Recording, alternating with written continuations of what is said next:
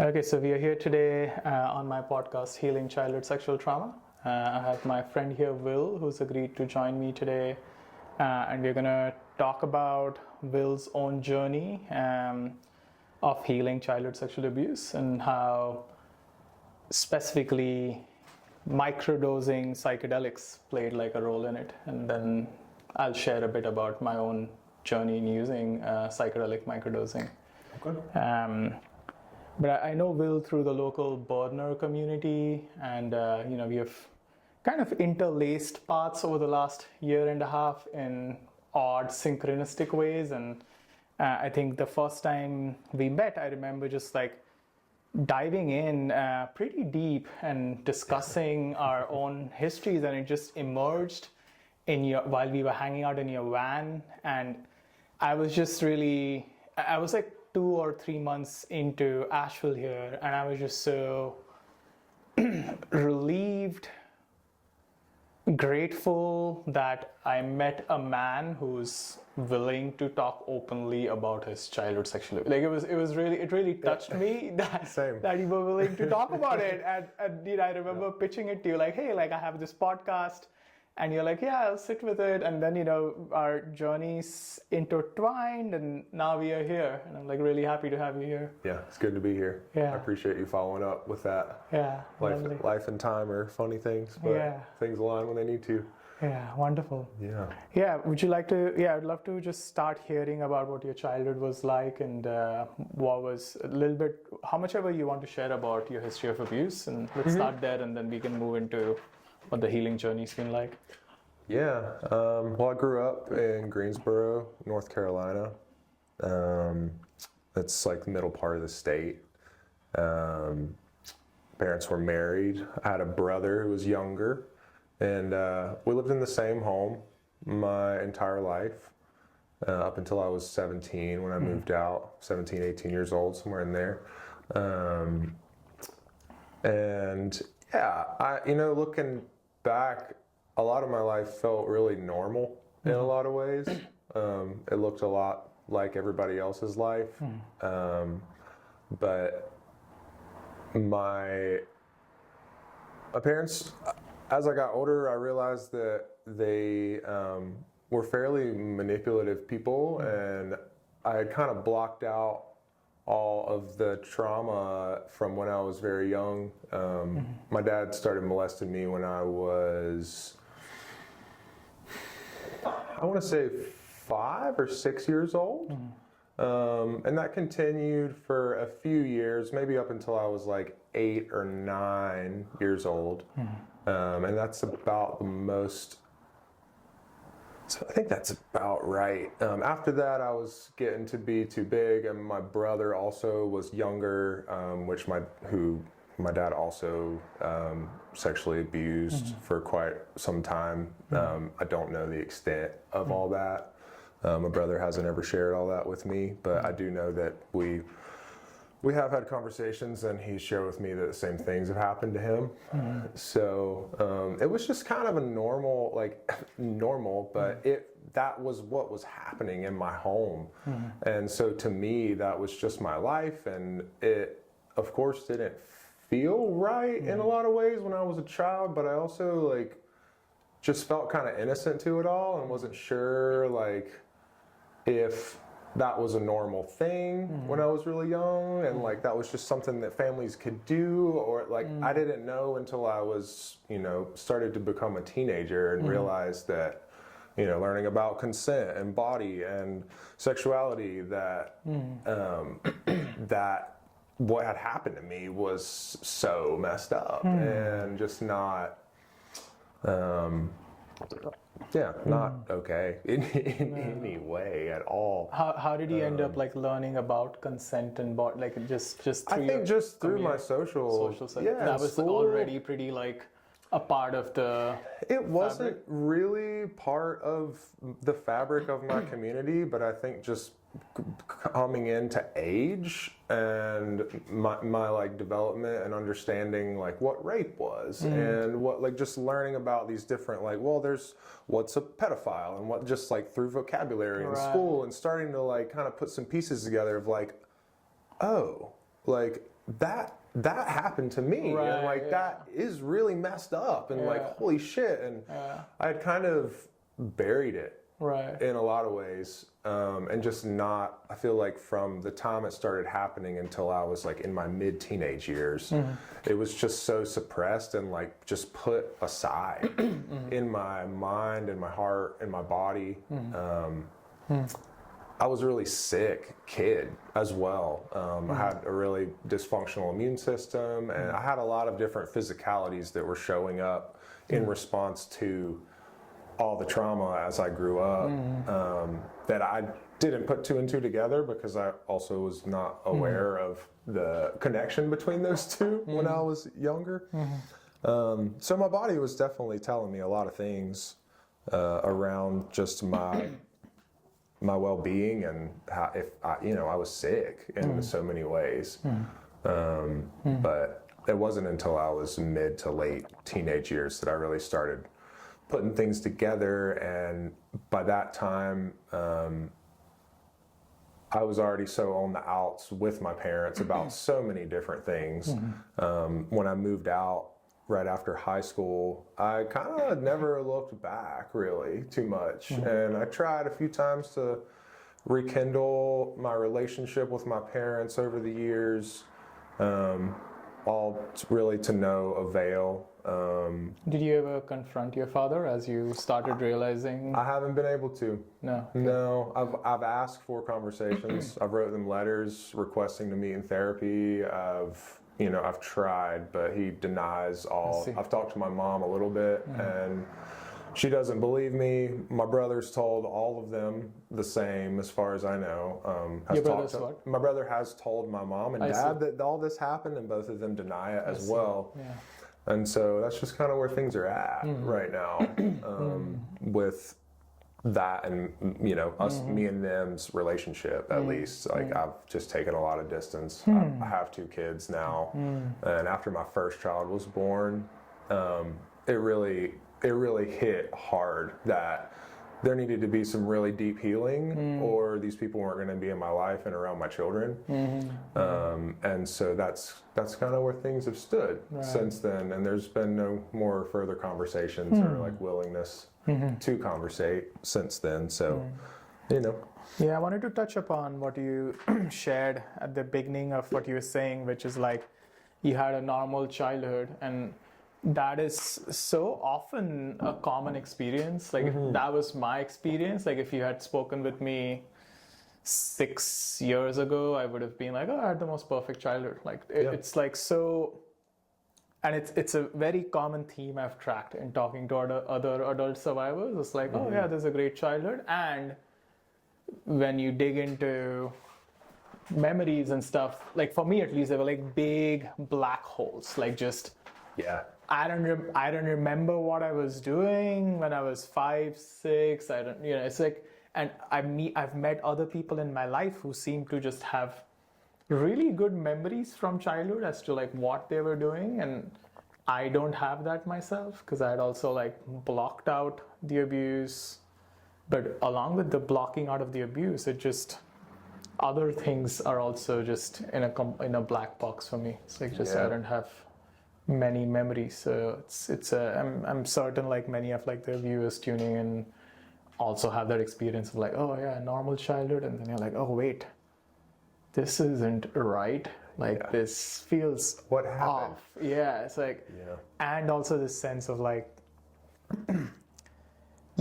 given that's the only childhood that you know of, that is normal by definition. Right. That's like, all you have to reference. Yeah, it's like there's no other reference point. Yeah. And also feeling a resonance on that theme of entering consent culture and how that started jostling things for me within. And for me, it happened much later because, I was growing up in India and like there was no open consent conversations, and it only started happening once I was in New York City and I was like married, like in a relationship, engaged and married for the first 7-8 years of my life in the US. So there was just no avenue to run into consent conversations. And Yeah. then once I started dating, I was like, oh, I see, this is not a good way of touching a woman. This is, and I still hold a lot of gratitude for a bunch of women who like I engage with romantically who are able to hold open-hearted boundaries, just like very clear boundaries, because it had that little moment of pause which created this space in me of like, oh wait, what am I doing here? Like, you know, like, why am I doing this? And that turned the light inwards more and set me up to this place of revelation through like psychedelic journeys, and which feels like a good segue into like, I'm curious, how did you come across, because from what I know of your story, you've used psychedelics pretty, I would say, smartly. like every time I've spoken to you about psychedelics for healing, I'm like, oh yeah, like you've used it really smartly in an attuned manner. Like that's the evaluation I hold, and I'm curious to hear a bit about how you entered that place. Yeah, entering it, I was completely blind and not very smart. I was 15, 16 years old. First time I was introduced to any kind of psychedelics, LSD, psilocybin, MDMA, and cannabis pretty heavily for a long time. But I think at first I was seeking escape. I didn't feel safe nor ever was attracted to harder drugs like cocaine or methamphetamine or heroin or anything like that. They didn't really appeal to me because I felt a lot of danger around them, but I also was a teenager seeking fun and also, seeking escape. And some part of me, was seeking healing. But it wasn't until I was later into my teenage years or early 20s before I realized that a lot of these drugs, some people call them drugs, some people call them medicines, just depends on how you want to use them, but a lot of research was coming out about a lot of these things that I'd been using for years as a teenager to go have fun and connect with friends and socialize and et cetera, but it took a while for me to actually realize what I was doing was helping my internal processes and my grief process and my just understanding of myself and what had happened to me and what my truth was within all of that. It took a while before I put, years of, into my late teenage years and into like age 20 before I really started putting together that like I didn't feel the same, and like yes, I was a teenager and rambunctious and was staying up late and doing the teenage thing, and I had a girlfriend and part-time job and it was just kind of floating along in life, like not really sure what I was doing, but I started realizing that I was feeling better about certain things, and like my sleep was getting better, and I wasn't as mad at certain points of the day or the month or the year as I had been in the past. And then me and my previous wife got pregnant when I was 21 years old, and I pretty much stopped everything. I got into a little bit of trouble in my hometown, and then shortly after moved out, and I was on probation for a year for some cannabis charge.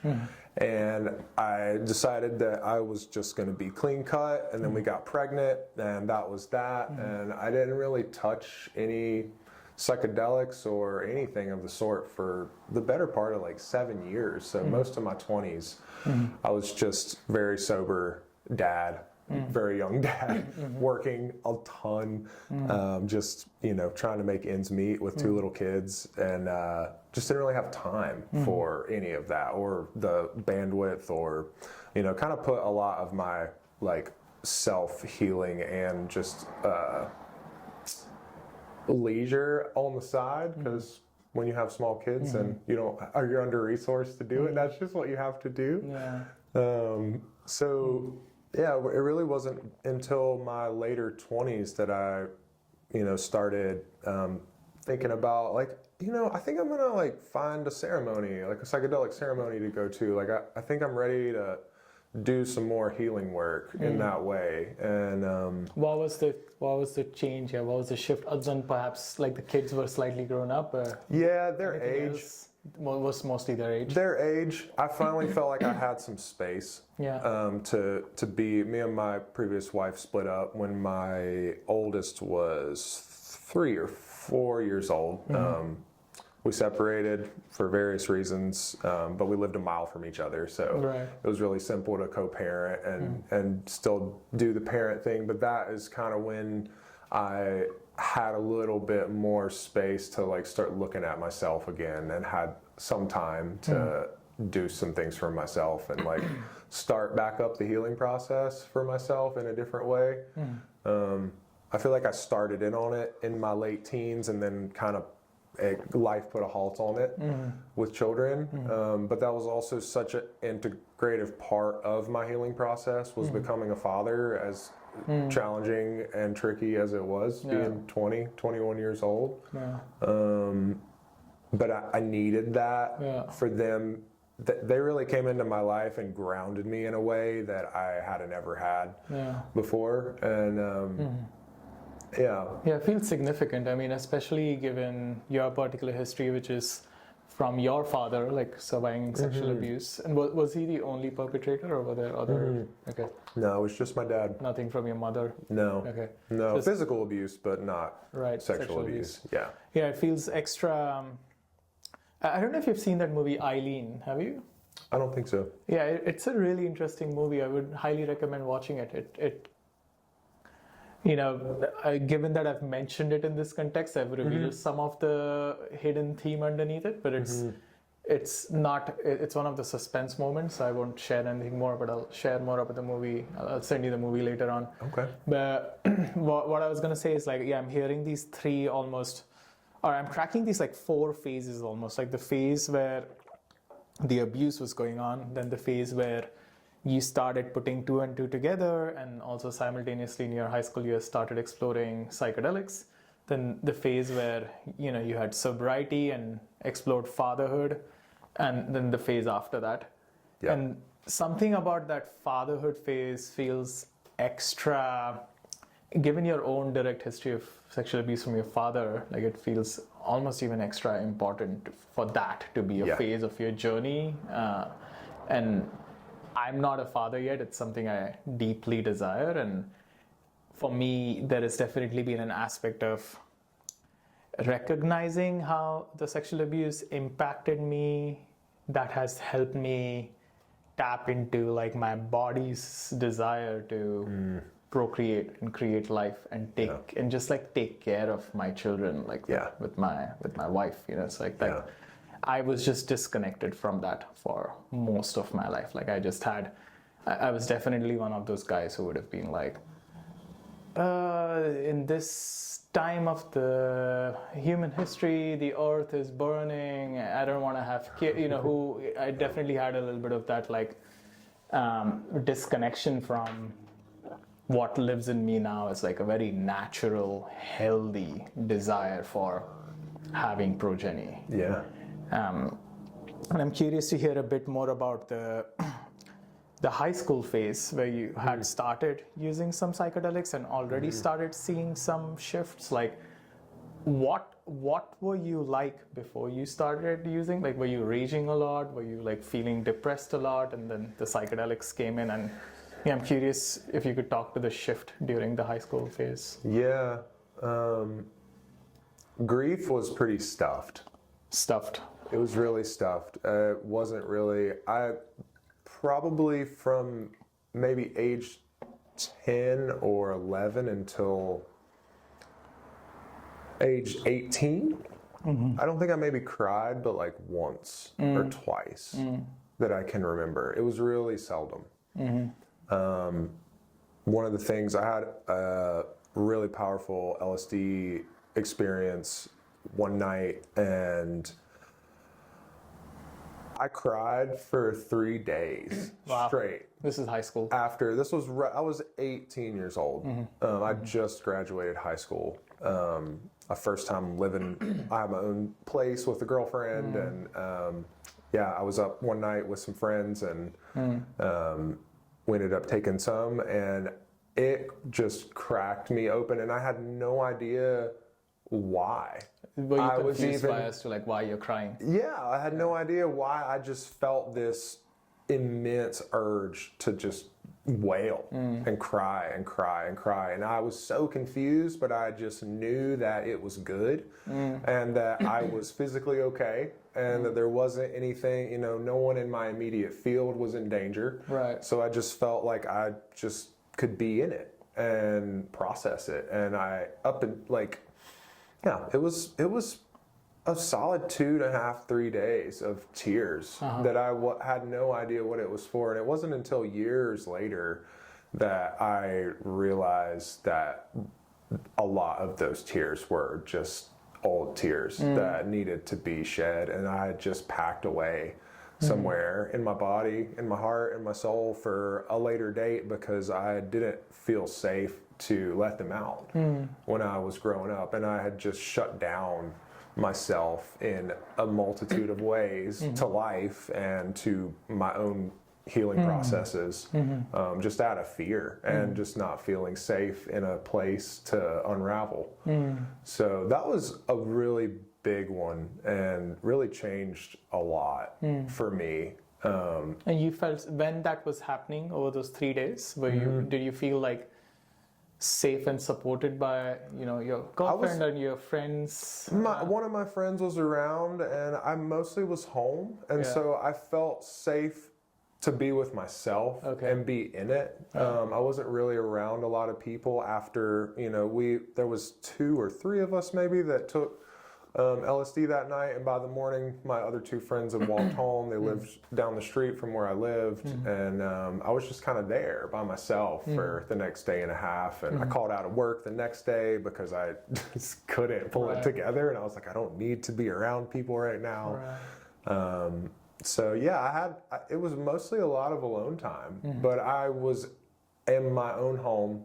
And I knew no one else was coming there, and I knew I was safe in my own space with all my things and my dog, and so I was just able to be in it and like really sit with it, whatever it was at the time. I had no idea, but I just knew that it was important, and every day I kept feeling lighter and kept feeling better, and then after like a week or 2 after it had happened and I finally was able to pull myself together enough to like do normal life again, I realized I was sleeping better, and my thoughts were just so much lighter, and I had so much more energy, and I hadn't had caffeine, and I was just like, whoa, like what just happened? You know, and that was really kind of one of the big turning points for me with psychedelic medicine and trauma healing, that it just made itself so apparent to me that something huge had shifted inside of me,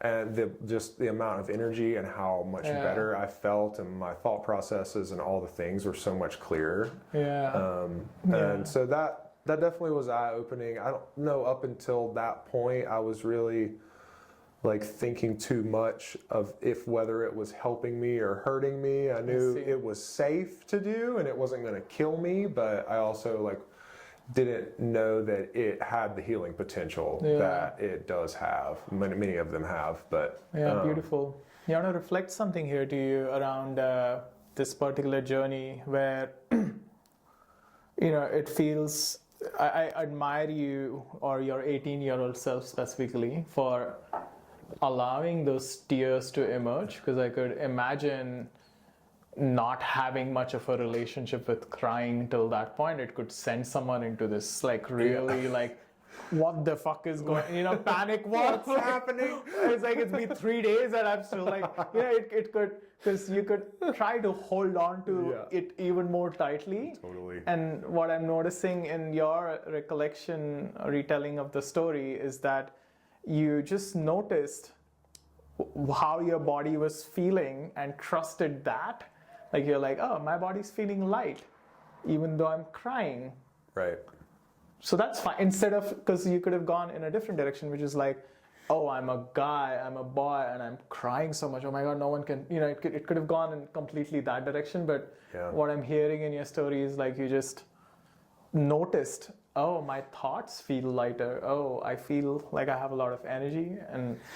And you were able to like kind of map that to that incident and the release of the crying. And something about that feels pretty wise. It's like just not everyone has access to that wisdom, because so many people have these bad trips when they're doing psychedelics, which I now see as more trauma has emerged than they have capacity to look at, or they have containers to look at, and they're like, oh my God, I can't do mushrooms anymore because it was a bad fucking trip. And what I'm hearing from you is, your trauma was just releasing, and in that moment you did not have enough sense making of what was going on, but you really stayed true to how it was feeling in you, and that seems pretty like commendable. I think one of the cool things about psychedelics is the setting aside, I won't call it eradication, but the removal or the nudge over of your ego, in order to be able to sit in your heart and in your spirit and in your mind and body in a way that you can look at your life without, like what you're saying, being like, oh, I'm crying and I don't know why, I must be crazy, or I'm a man, I shouldn't cry, et cetera, all these stories that are just our ego and our conditioning of our environment and our culture and our families put into us that we can run the program of or not. And I think that was another big piece of that journey was, and one thing that LSD specifically is really good for is kind of the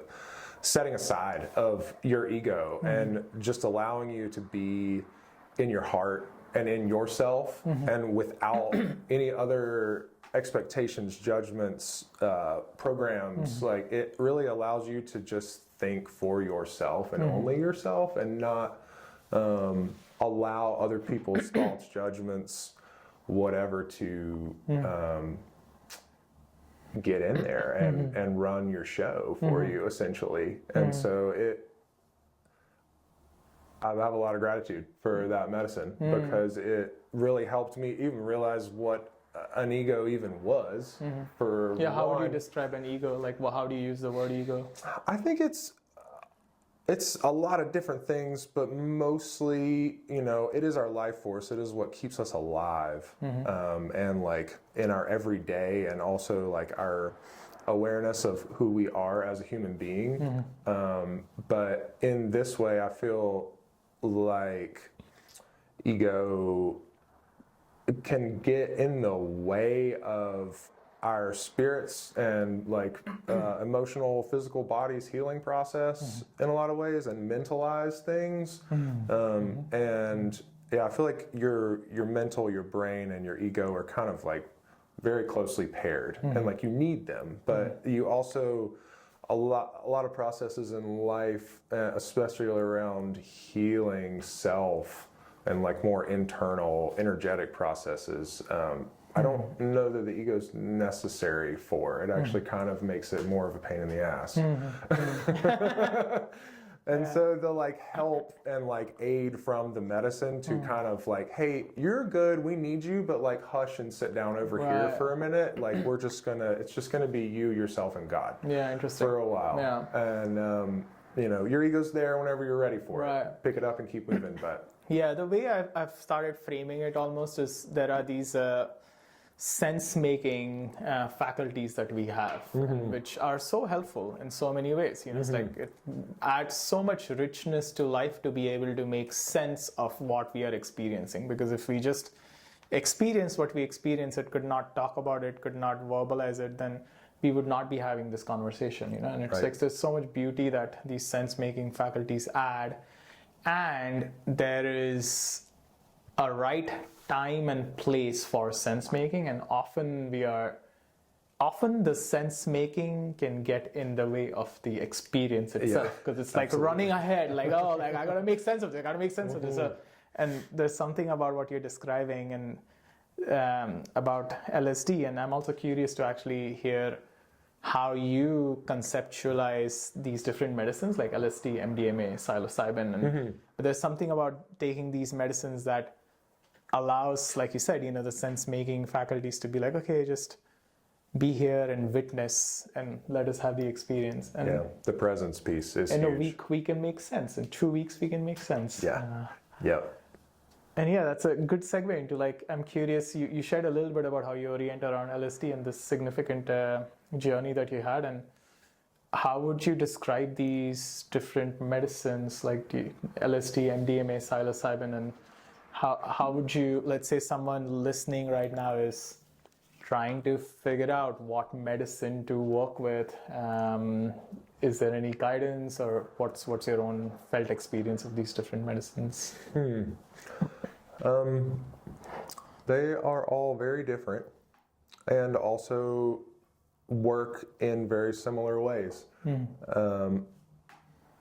They all, for the most part, work on our hormonal systems, serotonin specifically. But for any listeners, I would say the most enjoyable and also the lightest hearted medicine that I've experienced out of the three that I spoke to has been MDMA.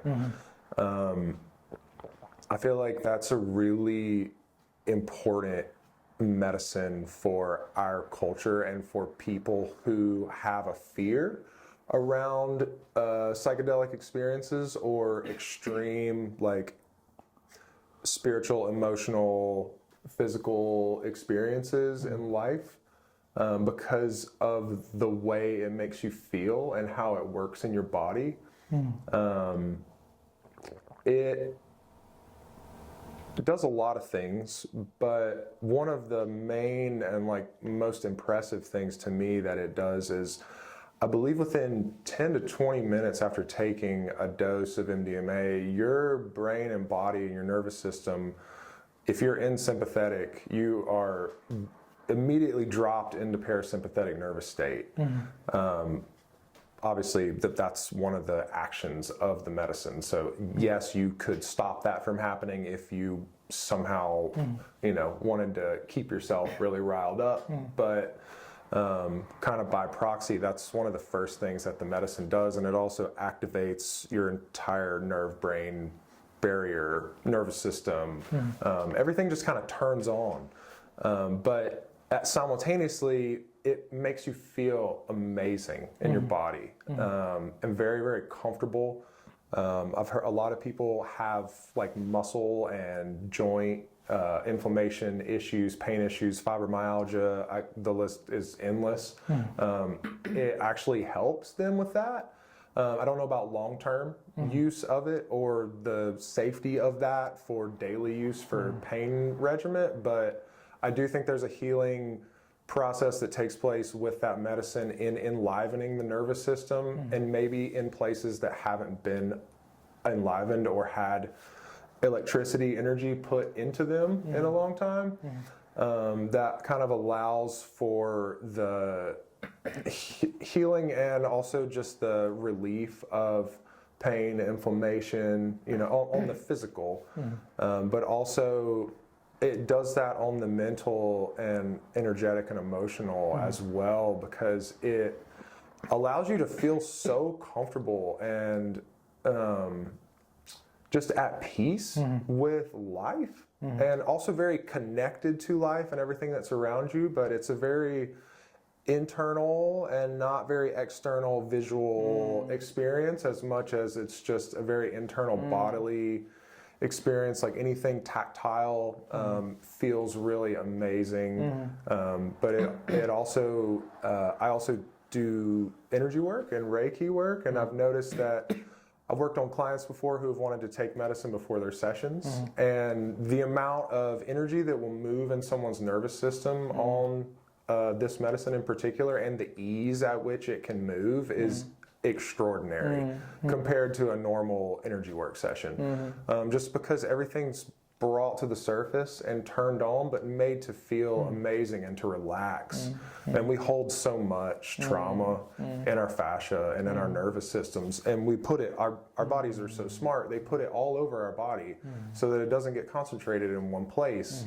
And so this medicine kind of like allows that to be unraveled and brought to the surface and then moved out like via the nervous system, muscle tissue, bloodstream, all the things. So that would be my recommendation for most people. If they want to try a psychedelic and they're working with a lot of trauma, which we all have trauma of a million different kinds, it's just part of life. But yeah, any kind of PTSD, sexual trauma, any kind of intense situations or traumas that have like really life-threatening. Even I've heard of people from like military using this medicine and having extreme success just from PTSD from war. Its ability to calm the nervous system and allow you to look at things is amazing. And I've also done a couple of sessions with therapists before, which has proven to be really helpful. The medicine also helps emote emotion within you, and it also just helps you communicate in a really clear way. And you feel like you and another person, or you and nature, or you, whatever it is that you're around, is like a very heartfelt, like centered, grounded way of connecting that just feels really pure. And I think it is helping and showing people how to speak from their heart more. It's very heart-centered medicine, it feels like, and has been for me and a lot of people that I know.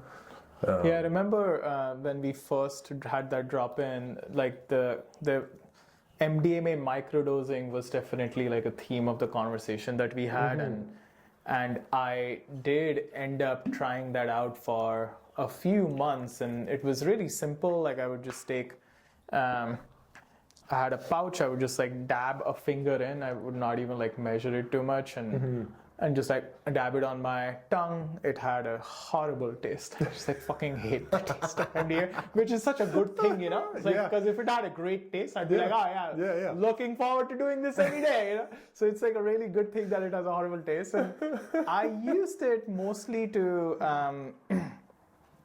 sharing from my personal experience, it helped me put the final nail in the coffin of my bingy patterns. Like I would have weekly-ish binges at that stage of, which is like a year and a half ago. I was having like weekly or fortnightly binges, and the way the binge would work up for me was my anxiety or whatever would build up in my body, and then, you know, some evening, often Tuesday evenings, like this is just patterns that I was tracking, like I would start like feeling really like I needed to escape. And this is all hindsight wisdom, but it was like I need to escape from my body. In hindsight, I'm realizing. But when it was happening, I was just like, oh, I just need to do something, do this, do that, do this. And then I would start eating. Like binge eating has always been an issue for me. And so I would start eating lots and lots of foods, you know, in the worst of my binge eating. This is from before we met. I probably did this even after we met. It's like I would crush like an entire large pizza in like 15 minutes, like just like, and then chug a lot of like Coke, Diet Coke, and ice cream after that, and it almost felt like I was trying to put weight in my lower belly to ground it in some ways. Again, this is hindsight wisdom. I didn't realize this is what I was doing, but I would feel heavy at some point, and then I would like get exhausted, but it would still be there. Like it felt like I need to do something, and then I would like switch to porn and like watch porn and like have that release. And I would watch porn for like an hour. It was pretty hardcore stuff like rape porn and whatnot. And I would watch that for an hour or so, like ejaculate. And then that was finally like, okay, fine, I can sleep now. So that was a regular pattern for me when I met you, like weekly, fortnightly. And then after our conversation, once I started noticing like, oh, it's happening again, I started taking like a dab of MDMA. And the first 2 times I did that, I just like sat there and I just cried. It's like, and it just changed the directionality of that journey into like a release. And the next few times I did not even cry, but I could feel like the energy releasing in the back instead of like coming out as tears through my eyes. It was just like whatever was trying to release was releasing out instead of getting caught here and then being pushed down with food and then like released through my ejaculation. It was just like releasing out. And I would say I might have taken dabs of MDMA like that 12 times total. Then it was over. Like there was... Wow. I've not watched porn in like over a year.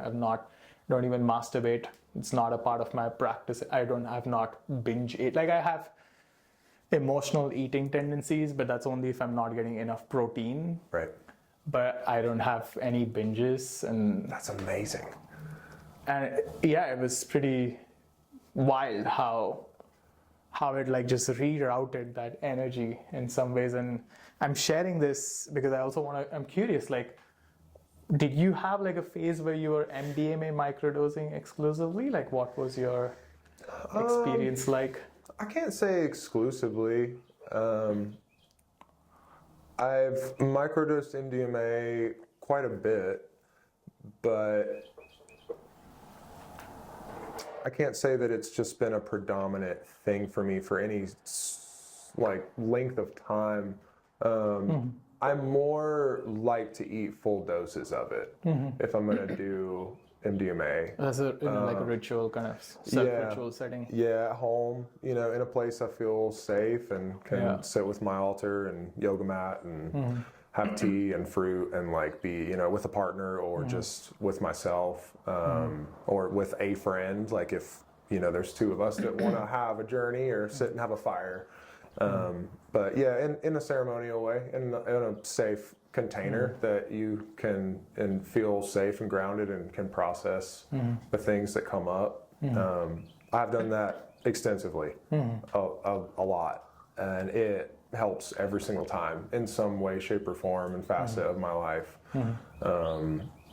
My communication with my whole family, my relationship to myself, my communication with myself, like own self-talk, all different kinds of physical issues. I've been a construction worker for 20 years, carpenter, framer, trim carpenter, painter, built tons of houses. So I've worked my body really hard, and it has helped me immensely with moving energy around my body and enabling releases from things, and just my healing process with chiropractic work and PT and all the things from years of construction. Yeah, it's pretty amazing. But I haven't specifically worked with it in microdose form, but I have. I will do back-to-back sessions, kind of like MAPS protocol. They recommend like 2 or 3 days, I think, of sessions back-to-back sometimes if you're like really focused on a certain topic or thing that you want to heal. I've done that many, many times, or just like a one evening or one day time, like big ceremony. Yeah, it's been probably one of the most helpful medicines for me with all of my trauma in my life. As far as like, I won't call it regimented, but most oftenly used, and enables me to have a process, and then the next day I feel amazing and can go about my life again. And I don't have any kind of, residuals from that. As long, take good care of yourself. One thing I will tell people who are listening, if you're interested in this medicine, electrolytes, magnesium, hydration is of utmost importance with having a good time, and also just the medicine being able to be processed by your body in a good way. It makes you run a fever a little bit. Your body temperature will go up a degree or two when you're on MDMA. And so our nervous system, our blood, our heart, everything is working overtime. You kind of have to treat it as if you were sick and running a fever and needing electrolytes and water, except you're not sick, but your body's still working at that rate.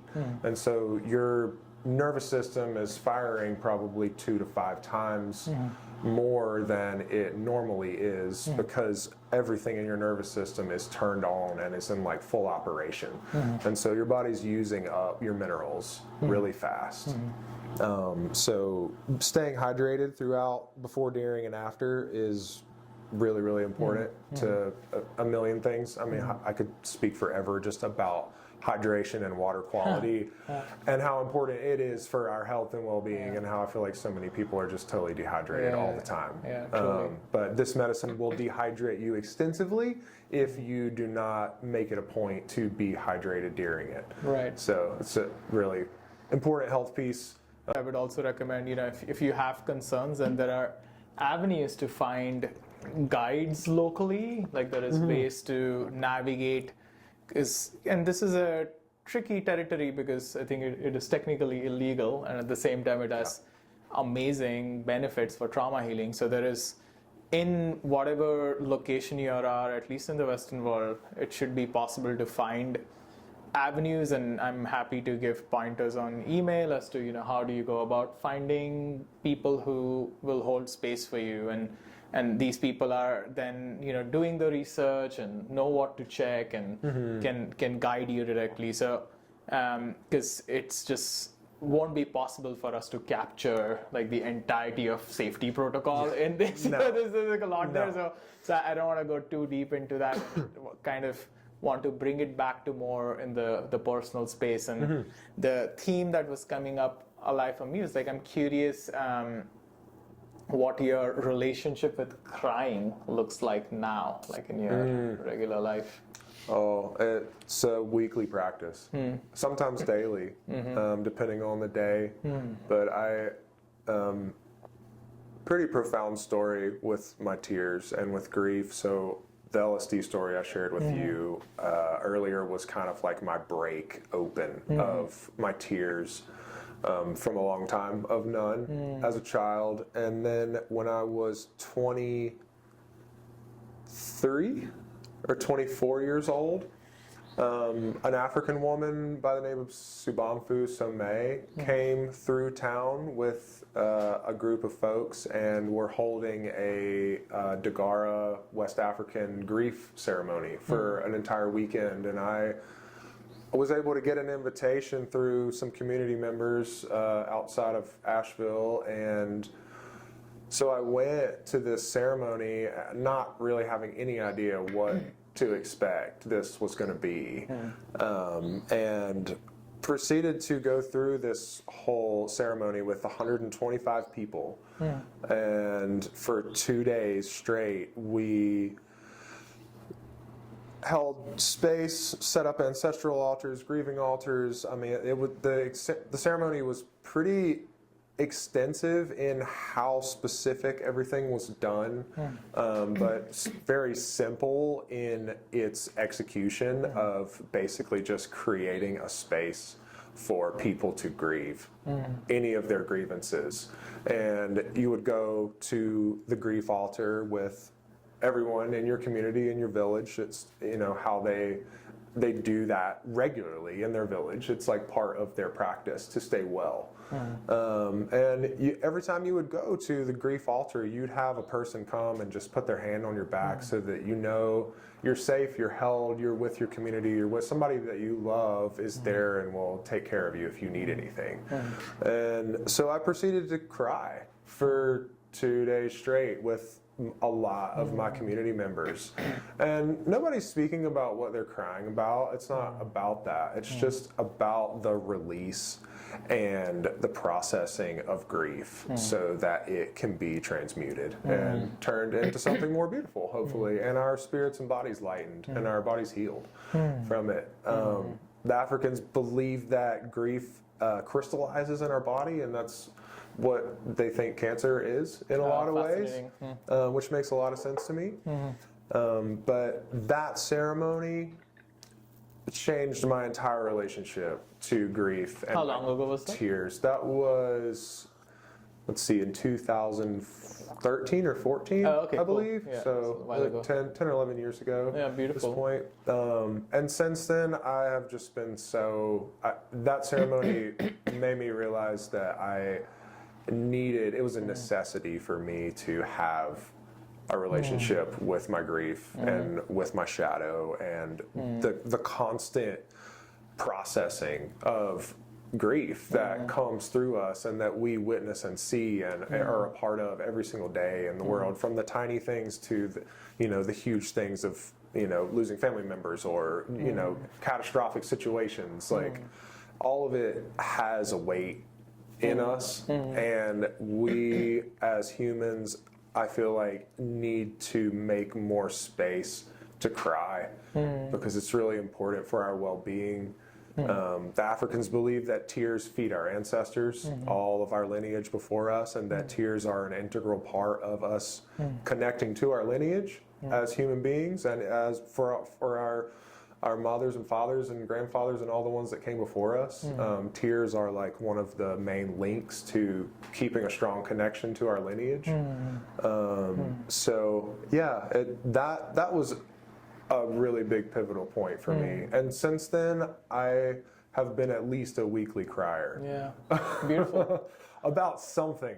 Yeah, Because and sometimes, like, the more you do it, it's just like any practice, the easier it becomes. So like, when you feel it, you're like, oh, like, here it comes again. Like, I don't even know why right now. Like, I'm just listening to this song, driving down the road, and I just like, I'm crying right now. Like, I'm in it. Yeah, I mean, And there's so much about so these good. songs in our culture that, so much of art has come from a place of deep wounding. Like, I don't know how much you listen to Linkin Park, for example, but I've grown up listening to Linkin Park, and now in the last year and a half or so, as I listen to the songs again, and Chester Bennington, the lead singer who ended up killing himself like a few years ago, was an adult survivor of childhood sexual abuse. Like, it's a really fascinating story. Like, his dad was a detective focused on childhood sexual abuse, and his son ended up getting like sexually abused by someone.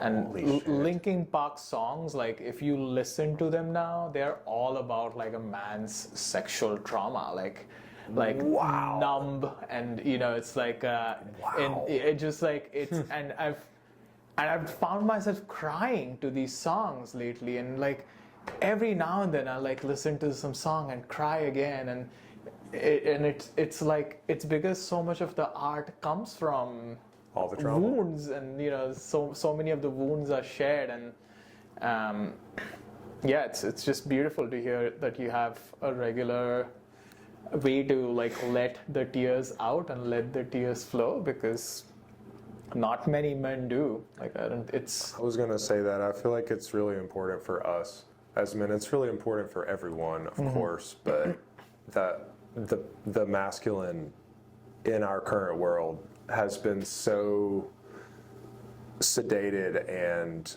dumbed down and told not to, like, that's just not something that we do, for a million reasons that I don't agree with, but that's just been the program that's been ran to us all, and I feel like it's created a lot of the world's problems, and just the patriarchal world that we live in a lot of ways, and the lack of connection to tears and grief and our hearts as men. And through our heart is our connection to our family, to this earth, to everything that we hold dear and sacred. And so if people aren't processing their tears, then they're not able to be in their heart, and they're not able to have those connections like they can be. So it's, and there's so many of these culturally sanctioned ways of being, of turning away from grief. It's like we joke about it, and like humor and kind of like intellectualizing stuff. And now I've gotten, as someone who, as a man specifically, who does have access to tears every day, every week, it varies, and it's becoming more and more evident to me where people are, there's like that moment where something painful comes up and they could stay there, sit there, and if they did, they would probably start crying. And then they like turn around and make a joke or kind of ask some curiosity question, but it's really like a distraction away from like what happened. You were right there. Like about to cry. Yeah. Thanks for asking that. That's a big one. It's a really important piece for I feel like the world, but especially for men. Women have such a more fluid and graceful relationship with their tears that they've been able to hold throughout time, I feel like, and for a million reasons. I'm sure men have had a harder time with it, but it is like one of our superpowers, as it is for everyone, if you can reach for your tears. It's just different. And I think the key there, and this is, I've reflected this before too in this conversation, is that noticing how much lighter you feel as you're releasing, it just switches something, because if you don't have awareness of how good this is feeling as you're crying, it can allow all of these, like, whatever societal conditioning you might have to stifle it in. But if you are attuned into like, oh yeah, as I cry, oh my heart feels lighter, like, oh, things are feeling lighter, like, oh, it's releasing, it's like feeling so good. It just completely changes the biomechanics. It's like just the experience.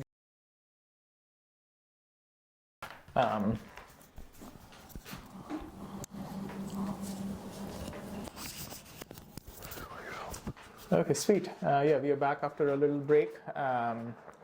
In closure, I'm curious to kind of get a sense of, and you spoke to this briefly in our drop-in before we started recording, like where you are at now in your healing journey, and anything you'd like to share on that note, like what's going on? Like we were talking before, I recently have been helping my grandparents transition. My dad's parents, both, they're 89 and 90 years old. My grandpa has Alzheimer's, and my grandma has a laundry list of health conditions and can't walk.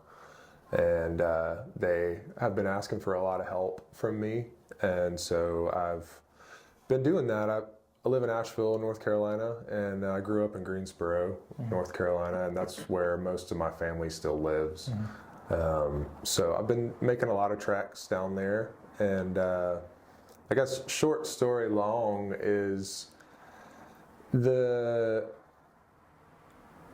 healing that's been taking place with us spending time together and them knowing that their end of life is near has been pretty unbelievable. I shared with my grandparents years ago that my dad had molested me and my brother, and they have always been there for me, and they raised me a lot when I was growing up.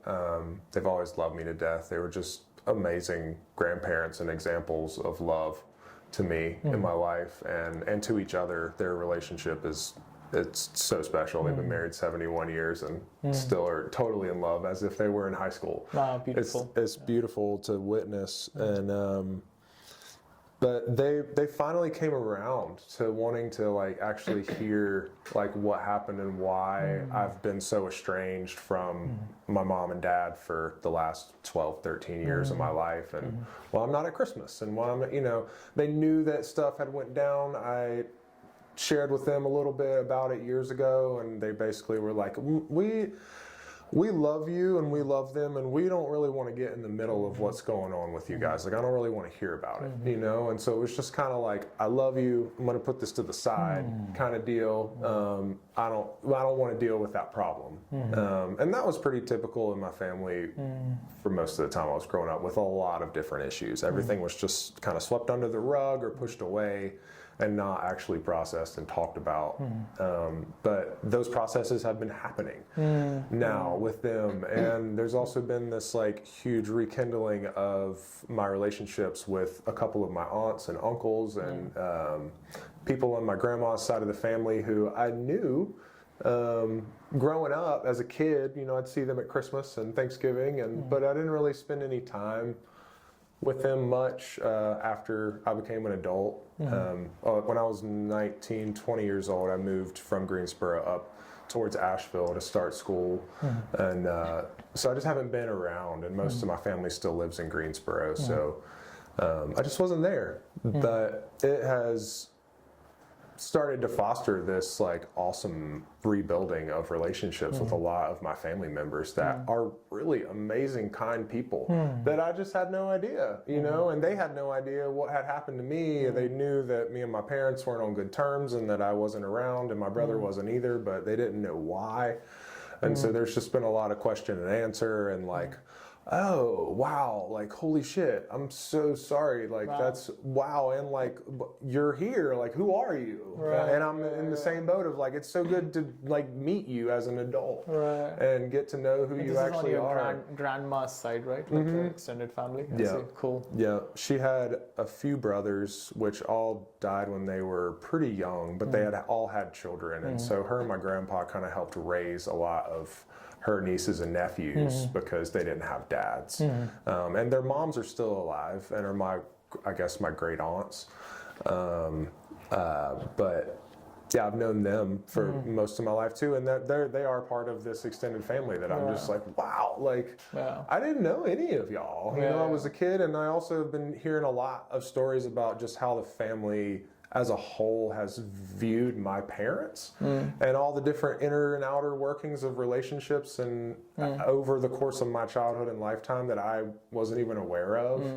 And a lot of reasons why I wasn't really close to my cousins and my aunts and uncles, because of how they felt about my parents and the way they treated people and the way they talked to people, and just like they kept a lot of distance, and then my parents, you know, kept a lot of distance from them, and, you know, were very manipulative in the way of like, oh, they're weird, like we don't want to be around them, like, you know, da da da da da, and that actually was the opposite, and that like my parents were the weirdos and the ones keeping secrets and like not being integral humans, and the rest of my family like all spends time together and like eats Sunday dinners and like does, you know, normal like gathers often to like see each other, and my uncles stop by and check on my grandma and grandpa often, you know, and I just wasn't part of any of that as a kid, and I didn't know any better other than just what my parents told me, and I never talked to any of them directly until now.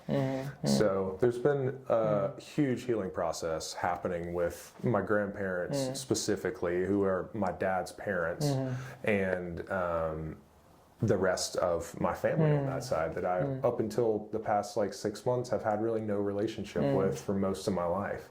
Yeah, beautiful. So it feels really significant. Yeah, the kind of key theme I wanted to reflect here is the kind of awareness that sometimes in our healing journey we need space from, especially for healing something like childhood sexual abuse, which just is a thorny thing to work with. And you know, it like broke my heart when you were speaking about how you were speaking about your love for your grandparents and how they took great care of you, and at the same time hearing them go, oh yeah, we love you, but we don't want to get there. Like hearing that just like broke my heart, because I've had this with so many relatives that they just like, they get caught up, like their throat chokes up, and you know, like, yeah, we love you, but this is just too much. Like that experience I've had, and I'm sure like listeners of this podcast will like,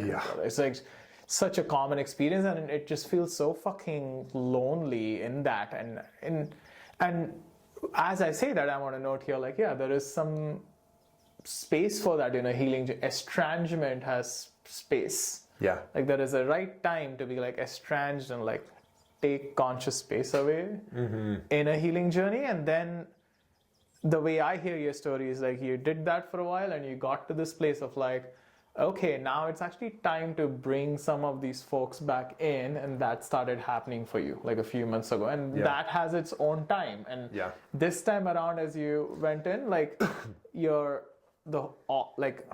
I'm hearing, and I'm also hoping that, you know, all of you is being welcomed, including like the horrific abuse that people are willing to hear, and you know, it's like there's space for that instead of, oh no, just bring us everything other than the abuse, which can be kind of the experience sometimes. Like, well, pretty much. Yo, like, this is so defining for me. Like, you know, it's like, how do I? So it's kind of a big deal. I don't know what to. I don't know how I'm gonna, like. What do you want? Like, one of my aunts, I remember. So my main perpetrator was my grandfather, my mom's dad, and one of his friends also was a perpetrator, and his daughter is married to my uncle, my mom's brother, and I was really close to them growing up. Like, both my uncle and aunt, like, really had fond memories. Maybe even closer to my uncle in some ways than I was to my dad growing up. But you know, when I started speaking up about this, for them it was a double whammy, because it's his dad and his father-in-law. And they were just like, fuck this, Vignesh has gone crazy, you know. And I had a conversation once with my aunt where she literally said something like, you know, bring us back the Vignesh from 4 years ago. Otherwise, don't talk to us. And it was just like, so shitty to receive. Like, you know, like, what do you mean? Like, I was depressed as fuck. I was, you know, I had suicidal ideation going on. Like, I'm so much better now. Why do you want that? Like, I was obese. I was just like watching porn non-stop, like binging. It's like, in that there is that, there's just a lot of agony in family members not being able to show up, you know, in childhood. Because in some ways, you know, some of these family members that you're connecting with now, and I'm not saying this to like put any wrench in your relationing with them, but it's like, the fuck were you? Where were you guys? You know, it's like, if you sense something was going off with this couple, your parents, maybe you should have paid a bit more attention and seen what was going on and then stopped it. You know, it's like there's a little bit of or at least ask. It's like kind of inquired, and you know. I do wonder that a lot about a lot of my family. But, you know. It's... it's definitely a piece for sure. But I'm grateful for the healing that is happening. And like you were saying earlier about the time away and the time not connected with family, and like the more seclusive, like... internal time and process, like, was really, really important for me. And I did a lot of internal and personal spiritual healing for myself around all this, to the most extent, just like I was sharing earlier, to the furthest extent that I feel like I could, without being able to engage with my family members and the relationships that brought the trauma to my life in the first place. Like, there is a certain amount of personal healing that we have to do on ourselves around any trauma that doesn't necessarily have anything to do with anyone else. It's just how we process and integrate the trauma into our bodies, into our spirits, into our hearts, and what we decide to do with it, you know, from there. But then there does, I think, reach a point that you need the other people that were part of it.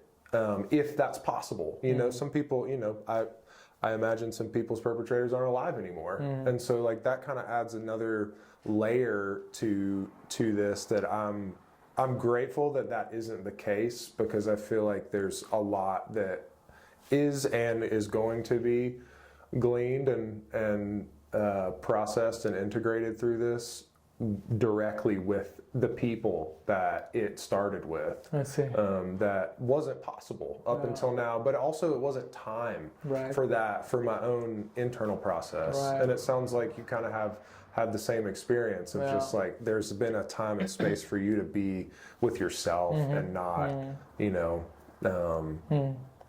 be directly trying to process it with the people. Yeah, I'm curious, what do you hope right now for your relationship with your dad? Like, what is the hope that you have? I honestly just want peace.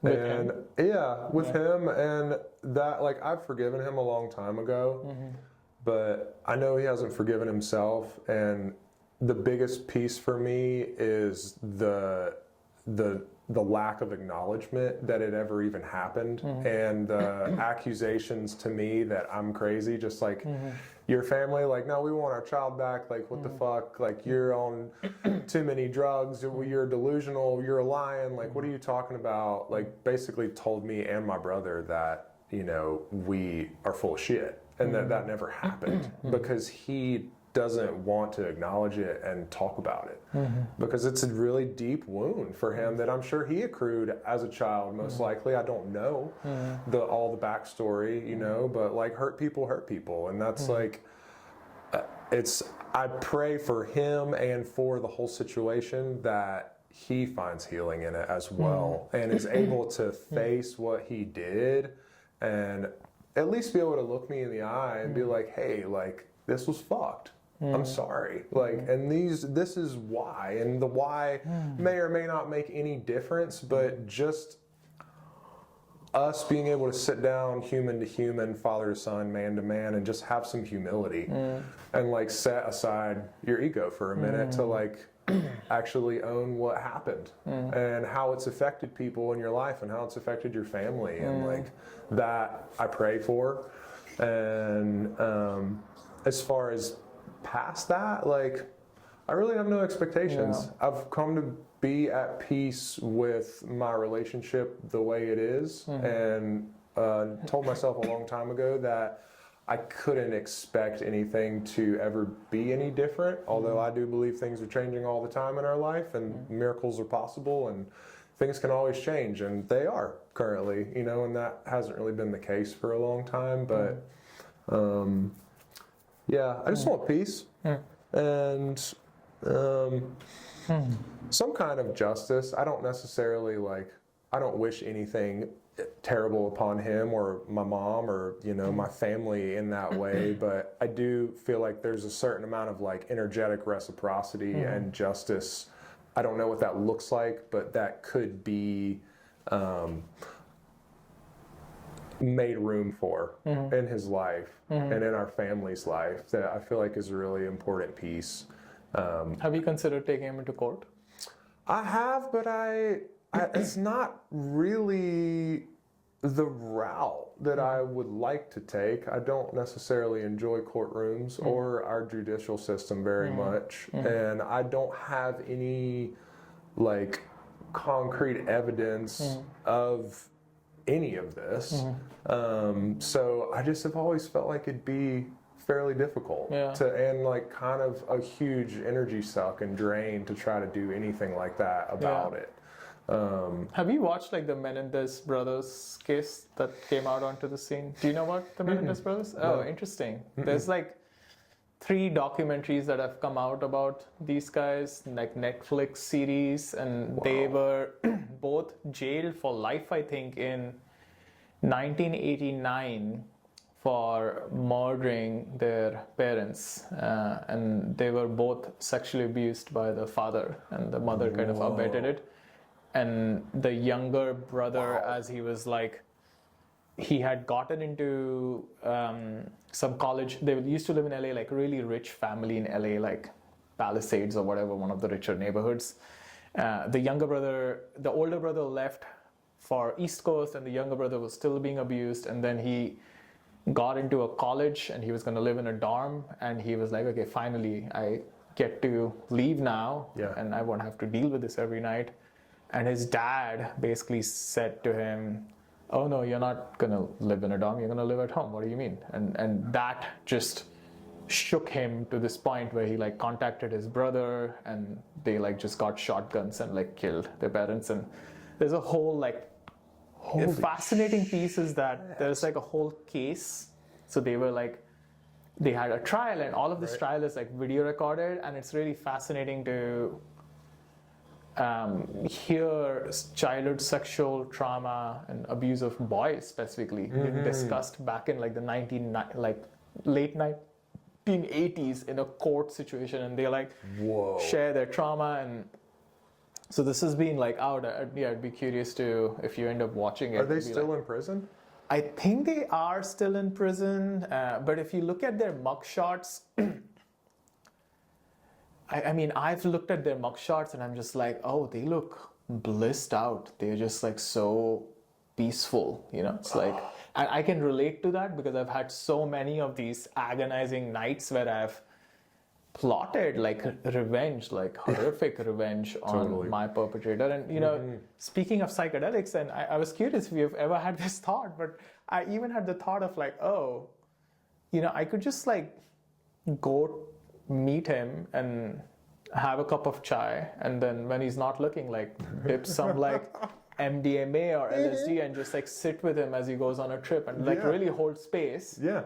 And in that, I imagine if I were to do that, shit would come out. His own trauma would come out, and at some point, you know, I would get the acknowledgement that I needed. And I've sat with like, is that a quote unquote bad thing? You know, like tricking someone into having MDMA, but if it leads to healing, like I'm not doing this to make him suffer or something. You know, it's like I'm doing this because, it's like I want the acknowledgement. I'm curious if thoughts like that have ever crossed your mind? Tons of thoughts, all kinds of crazy shit. Yeah. From like physically harming them to that kind of thing to, you know, just a slew of stuff, especially as a teenager and young adult when I was just like pissed. Yeah. You know, it was just like, fuck them. Like I would just do like just constantly thinking of things that I could do to like get back at them or whatever. But,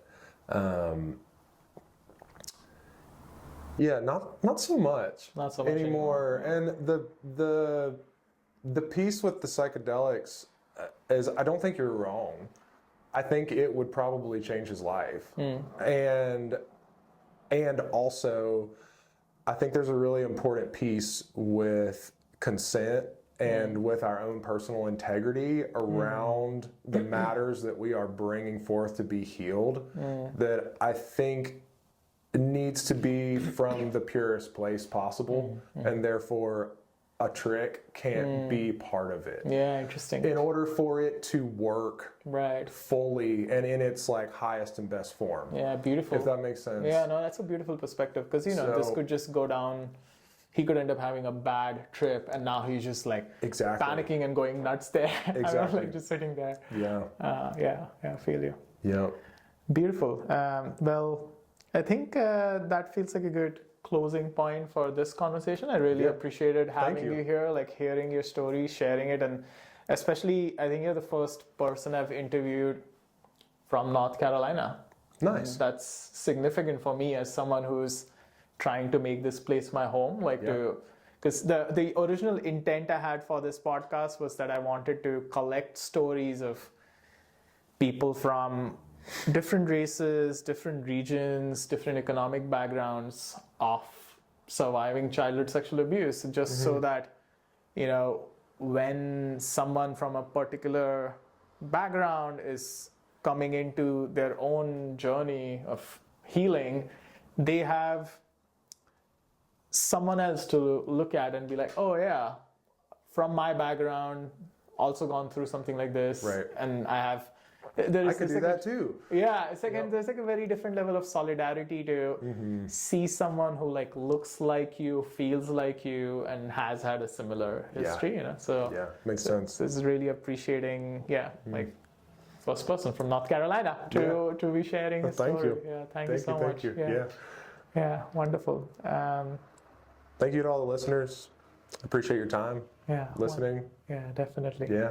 Yeah, and Hope much- any and all of this is as helpful as it can be and reaches all the places it needs to reach, makes some changes in the world for the better, and like allows people to realize they're not alone, and like there's so many tools out there. You know, psychedelics is just one of the many tools that I've found to process and work with all the trauma that happened to me as a child and just as a human being. It's constantly still happening, you know, whether it's small or big. Like we go through small traumas every day.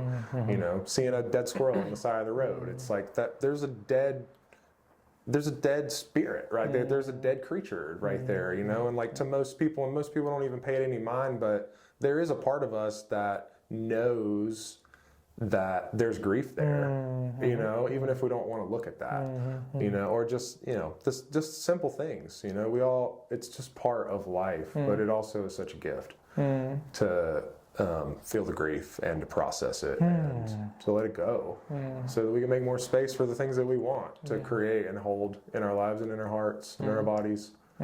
So amen. Yeah. Amen to that. Yeah. And much prayers you so for you much. on your journey, like You too, as brother. you kind of too. re-engage with your family, and you know, I hope you find beautiful just connections, nourishing family connections, and also there is some level of closure. I pray that your father has the courage to reach some level of heart-centered closure with you in this lifetime, because otherwise, you know, he's just going to suffer even worse after Totally. that. So I pray that for you. Yeah, I pray that for him and for me and my whole family, you know, so. Yeah, wonderful. Thank you. All right, take care, Thank you, brother. thank you. Yeah, absolutely.